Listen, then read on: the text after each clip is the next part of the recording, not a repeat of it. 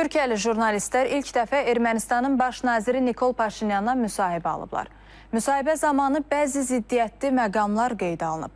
CNN Türk telekanalının xəbər müdiri İdris Arıkanın sözlərinə görə Paşinyan ona ünvanlanan suala cavab verərkən Qərbi Azərbaycan və Zəngəzur dəhlizi ifadələrini ölkəsinə qarşı ərazi iddiası adlandırıb. Digər tərəfdən isə Ermənistanın sülh qovşağına çevrilmək istəyini dilə gətirib. Təfərrüatlar üçün Rüstəm Mikayzadənin reportajını izləyək. Nikol Paşinyan ilk dəfə Türkiyədən olan media nümayəndələrinə müsahibə verib. Ermənistanın baş nazirindən müsahibə alanlardan biri CNN Türk telekanalının xəbər müdiri İdris Arıkandır. Müsahibimiz deyir ki, hazırda Ermənistanın əhalisi 3 milyon nəfərdən aşağıdır. Əhali sayının azlığı bu ölkəni sülhə daha da möhtac edir. Ermənistan baş naziri soyqırımı iddiasını Türkiyə ilə münasibətlərin normallaşmasına ən böyük maneə kimi görür. Temelde meselenin şunu olduğunu düşünüyorum. Hani bir toprak talebi olacak mı soykırım meselesi üzerinden, bir tazminat talebi olacak mı diyor. Fakat orada şunu söylüyorlar, bizim böyle bir talebimiz olmayacak diyor. Ama tabii şu anda Ermenistan'ın düştüğü askeri ve ekonomik durumun zorlukları açısından baktığımızda zaten herhangi bir talep olsa da talep karşılanmayacak konumda. Ama yarın öbürsü gün Ermenistan güçlenir, başka bir boyuta gelir.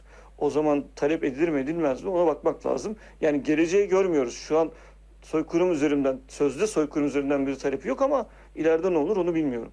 İşte o tartışmaların odağındaki... Jurnalist bildirir ki, İrəvan sakinləri diyalog qurmağa icazə verilməyib.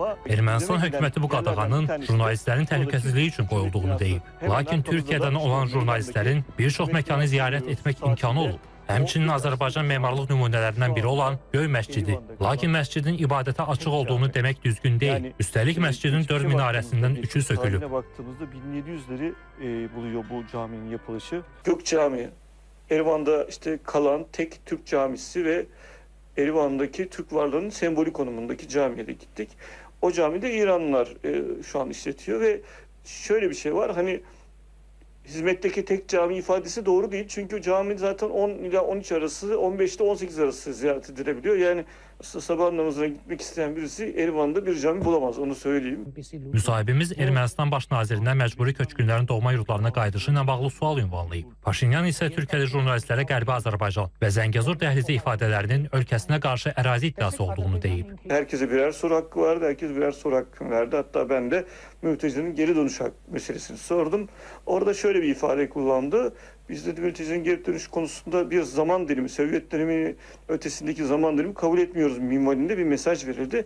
Azerbaycan, yani Bakü'ye bu bölgeyi Batı Azerbaycan olarak görüyor. Bu bizim toprak, biz bunu toprak talebi olarak algılıyoruz ifadesini kullandı Paşinyan.